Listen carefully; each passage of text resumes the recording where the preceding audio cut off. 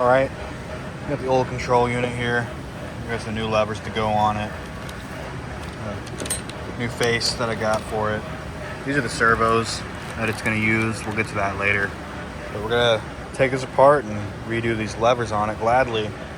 On the red Chevelle over there, it's already had it done. So we're gonna take that control unit out, as it's still easy to take out right now, and use it as a base to go off of. Okay, got a little bit of a mess kind of going on here, but with this new control that we refurbished, because the old one, you know, broke, it's just that cast. I got our stuff from Resto parts. I did have to trim this down a little bit because it was hitting right here a lot, and so it was pretty stiff to move them. But after that, it moves pretty easily, and I had to trim down the bolt right there because with the stock keeper, it's pretty tight right there, but it works all good now. Now we're gonna follow the instructions here for all the converters and get all that taken care of. Also double check that you're on the right year. This actually has the 66 and 67 split because they're different. Gladly I hadn't done anything in the cutting that mattered yet. I didn't cut anything off too much or anything, so gladly I noticed that it said 66, and I obviously have a 67 here. Okay, before I get too far here, we got the first converter on. This is the blower one. It's gonna be your second lever down, or for me, my first, because I just took out the top one since you're not gonna use it at all. So the second one, I've got them all labeled, and labeled that for B for blower. And it's gonna be on the 7th hole. Use a little push clip to hold it. And I actually got a little sheet metal screw to hold on the clip there. They say on here, a white and green wire is the one you're gonna do. So you're gonna look through the wire here and find them. And it's gonna be these little guys here. They all have colors. Here is the white and green stripe. You know, another one's just gonna have a white and blue stripe. There's solid white and a white and yellow.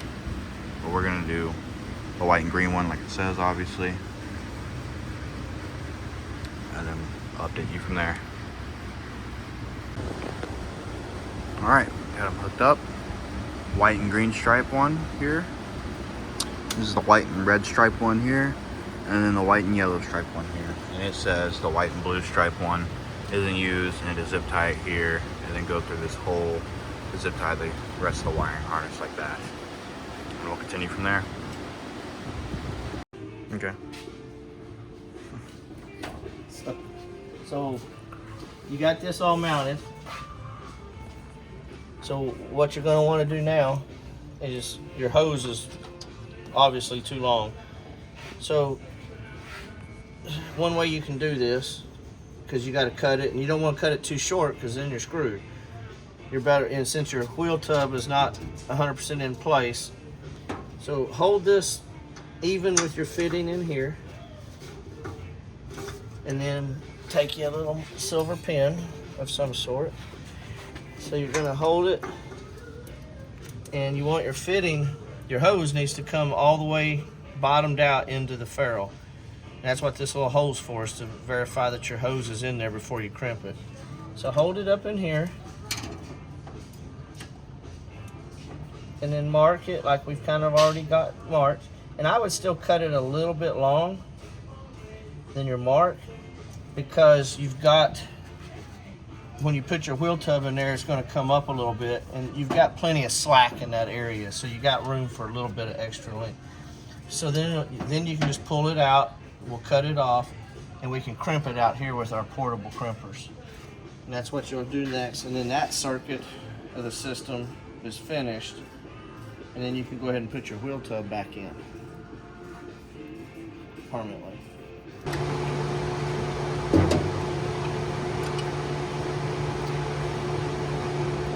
See, now just doing it and moving it around, it's moved on me, so now I got to put it back over here,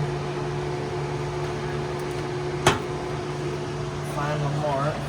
Where did the mark go? Right there. Make sure that that's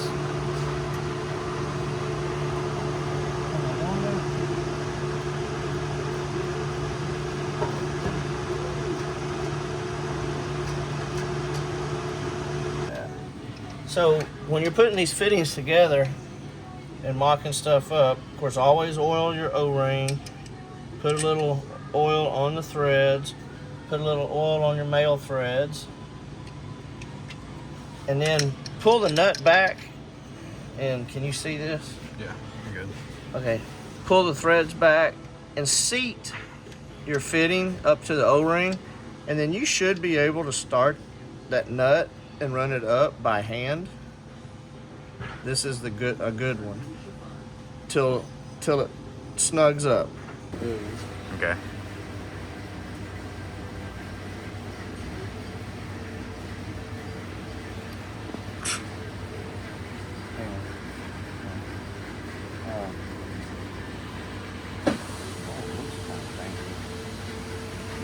My wheels and tires?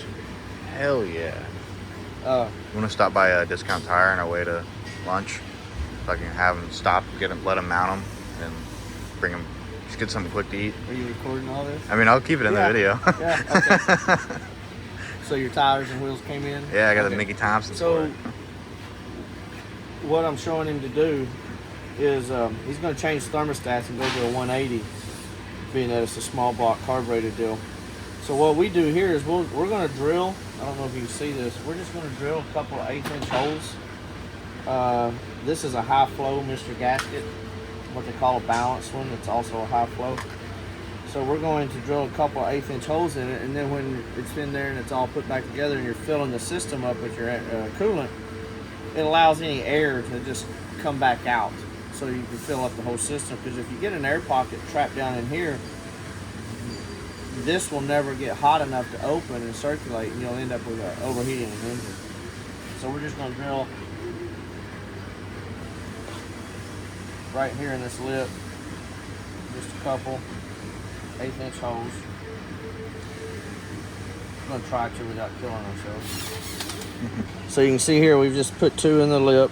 It'll go back in the housing, in the manifold. We put the thermostat housing on it. And this will just let the air kind of burp out as he's filling the system up with his coolant. And this is one, what did we get? We're going to do 180. A 180. So there you go. All right, we got the machine hooked up now. I'm pulling a vacuum on it. This is a good way to check for any small leaks anywhere. We'll have this run for about an hour and check if it's got any leaks. And if it doesn't, then we'll start servicing the whole system, putting coolant back in it.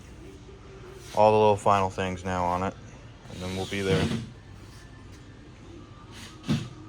Okay. So we've pulled a quick vacuum on the system for 15-20 minutes. It shows that it's pulled it down on the gauge here under full vacuum. The high side's pulled down. So what we're going to do is, we're an hour away from lunch. We're just going to put a little tape here, eyeballing it, so we can see where our needle is, even though we got the gauge. We're going to let this set for, while we're gone to lunch. We'll let it set under a vacuum for an hour. And that's just a way of checking for a small leak. If the needle hasn't moved while we're gone to lunch, when we come back, then we'll go ahead and actually charge the system. And then we can check it, start checking it for final function. And we were just going to record while we was programming it, but we didn't. But we got the controls programmed. This is under a vacuum. We'll let it set while we're going to lunch for an hour. And if there's no change in that, then we're going to go ahead and charge the system. In the meantime. Okay, I ran into an issue. The fans weren't kicking on with just the car running. I ain't even messing with the AC part of it yet on that. They weren't kicking on, so they weren't getting their connection all the way. I mean, this is an old car. A lot of the wiring's been messed with by 3 generations, so a lot of it's just figuring out how each one of us did it. But we kind of figured it out. So we used on the fans originally the key on power, which was actually the gauges, is what essentially we attached to. Well, these gauges, they get their power from this toggle switch, and the toggle switch wasn't on. As soon as we turned the toggle switch on, the fans were able to kick on at the proper temperature. So now we've also got the dash pretty much all the way in. We got nice Little vents new here from Resto Parts. Here's the box they were in right here. Here's your part number. Great stuff, really. I mean, I really like that. Looks good. The chrome. I almost want it was black, but I think the chrome kind of separates all the blackness. And there's a little bit of chrome, you know, around the edges of the stuff. And we got the actually the original cluster, the controls. And we just did new arms, which is also from Resto Parts. And now it's programmed too as well, which I think he said in the other video. Other part of the video here. I mean, if you move them, they'll turn on. They are a little finicky because they are original stuff, and it's just all.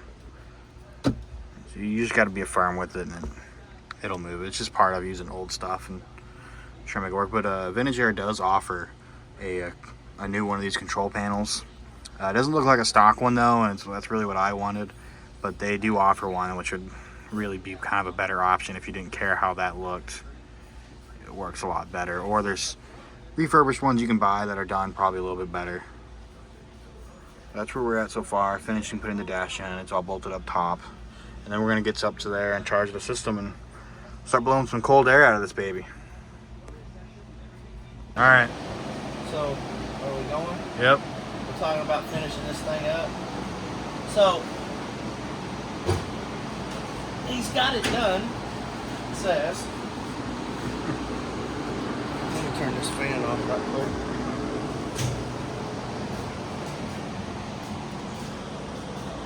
So, he's got it all installed. And for a first attempt, for, what did you say you were? 17, 18, 19, 20 years old? 21. 20 years old? Oh, 21. Almost drinking age. Almost drinking age. For a first attempt, he's done a pretty good job. He's got all of his hoses routed safely. The wiring's just zip tied up out of the way for now. They're going to address some of that a little bit later. Reroute it, clean it up a little bit. But it functions. So he kind of did a modified hose routing. On the factory AC hoses, they would have came out down here below the battery box. We brought them up here a little bit up high, just for more so convenience than anything. Got the heater hose routed. It's got our service ports on it here. On this system, the heater control valve is right up and under here, somewhat accessible. We went on a ride. Went on a ride in it. Is that what this? I guess so. Is that what we did in this Chevelle? Chevelle. This El Chevelle. Mullet. Mullet. And it was way more than comfortable. I mean, we did some insulation on it. He did sound deadening. We put some additional carpet insulation on the back of the cab, which had nothing. We put some up on the firewall after he got all of his firewall block-off plates in. We were showing, what, 55? I think it got down to 55 degrees. And there's really no gaskets around the door, so when he gets all that addressed, there's a good chance this thing will drop even a little bit further. And we were also in stop-and-go traffic. So yeah, going down the highway would probably be a lot better. Going down the highway is when it started dropping more because we were forcing more air through it. So all in all, for his first attempt, I'd give him a passing grade. He did pretty good. Thank you. He had to modify the controls, which they were wore out. Recommended in time, maybe replace them when money allows. But other than that, that was probably the only real drawback or challenge you had on the inside of the car. Yeah. Really. So he's got it done. We went and, like I said, we test drove it. Defroster it'll blow your hat off if you're up there on top of the dash.